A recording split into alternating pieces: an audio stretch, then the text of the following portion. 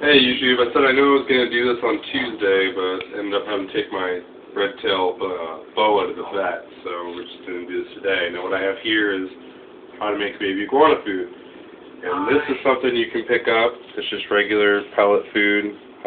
Petco, you can supplement into their diet. Reptical, calcium, without vitamin D3. And then here I have collard greens, spinach, and I also have some acorn squash. So, what you're going to want to do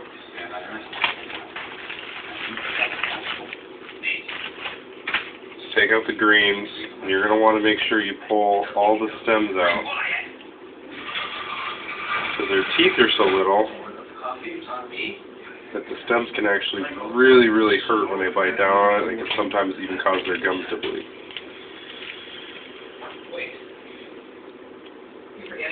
Pull this out. And since it's just a little baby we're doing this for, we don't need a whole lot of food, but enough to where he can stuff himself. With iguanas, it's actually a good idea. If they want to keep eating, just let them keep eating. They'll stop when they're full. You and me, don't stop talking. Nobody can stop the USA. Yeah. I'm talking about choice. Okay. All you really need to do is just break this up real nice and fine. That's fine. That, my friend, is your victory. You know, a lot of people say that if they want... And this is my good pile over here. What they don't tell you is that if you take long enough and hard enough in a conversation, you get to a friend. So here is your conversation. And you're just going to want to tear it up really good. Don't cut them. Just tear them up into real nice pieces like this. That wasn't what we were... That wasn't the whole...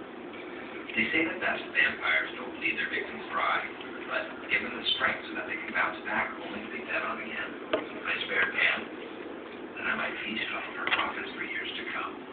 I let Pam win. I was not motivated by compassion. Away. Then we take the spinach out. Now be sure before you bag your greens, your veggies, whatever you have, make sure to wash it off with really hot water in the sink, because there may or may not be some pesticides on there. Another thing you can do is grab a spray called Fit, and it's an all-organic pesticide remover. That'll do the same thing, because pesticides can be really harmful to an iguana. Just break these off. And same thing with these, try to leave the stems out of it. It's just the same as the greens, they really hurt your iguana's teeth and gums.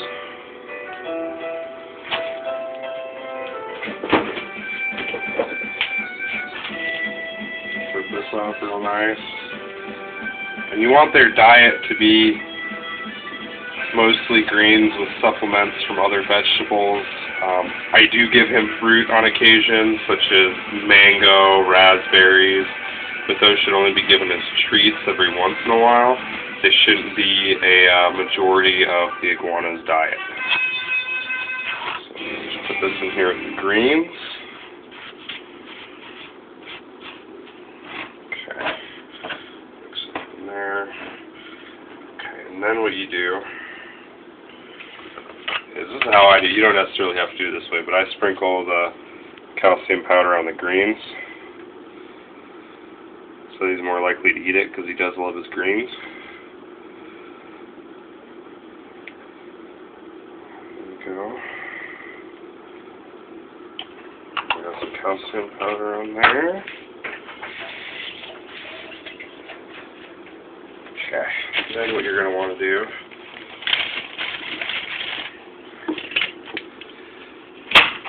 take your acorn squash, and you can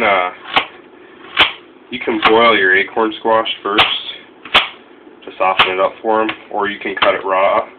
But if you're going to cut it raw, you're going to want to cut it into really tiny little pieces to so they can eat it.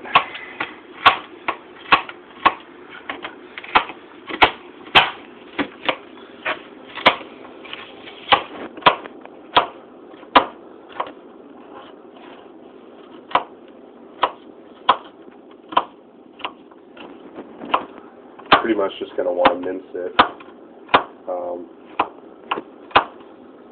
Yeah, their diet should be, I believe it's 70% greens, supplemented by probably about 20 to 25% other vegetables, and then the rest should be filled in by fruit. Also, what you can do for an occasional treat is cooked cooled rice. Cook it first and then just let it cool to room temperature. And then you can also give them cooked pasta cooled to room temperature, and you can also give them whole wheat bread. Whole wheat bread, yeah. Little pieces though, and like I said, that's an occasional treat. But if you go to Green Iguana Society, they actually have really excellent database there. It's actually what I use to find out what to give my iguana, what not to give my iguana.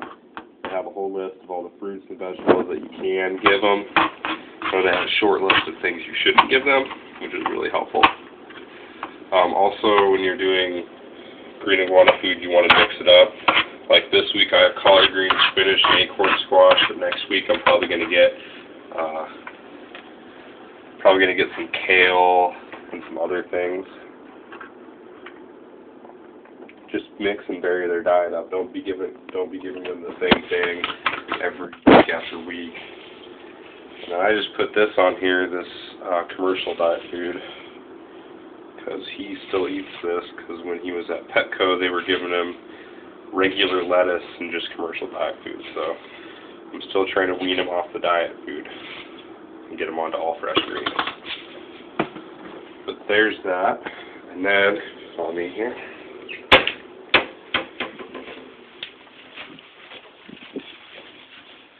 What I do is I mist it a little bit. A little extra moisture on there. It also softens up the commercial diet food. Then just set it in there for him. Hey, buddy. Whoa. He's still feisty a little bit. But that's how you make green iguana food for a baby.